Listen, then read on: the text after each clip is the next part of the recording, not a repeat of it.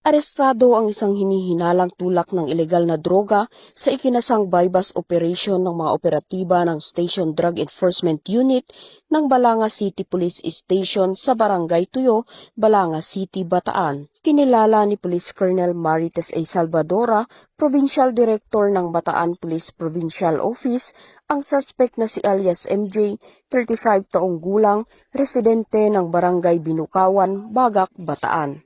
Ayon sa ulat, na-recover mula sa suspect ang tatlong not-tied transparent plastic sachets ng hinihinalang shabu na may tinatayang bigat na 200 gramo at halagang 1,360,000 pesos batay sa standard drug price. Nakuha rin mula sa kanya ang isang pulang backpack, isang itim na Samsung cellphone, isang tunay na 1,000 peso bill at 39 na piraso ng pekeng salaping ginamit bilang bypass money.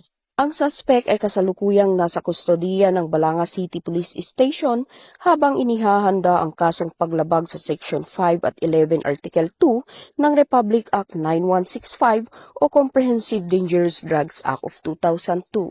Ang matagumpay na operasyon ay bahagi ng patuloy na kampanya ng Bataan PNP laban sa ilegal na droga. Sa ilalim ng pamumuno ni Police Colonel Marites A. Salvadora na layuning mapanatili ang kapayapaan at kaligtasan ng publiko at patatagin ang mga inisyatibo tungo sa pagkakaroon ng mas ligtas at drug-free na mga komunidad sa lalawigan. Mula dito sa Central Luzon, ako ang inyong PNN Correspondent, Patrolwoman Janice Bulahaw. Alagad ng batas, tagataguyod ng Balitang Pulis.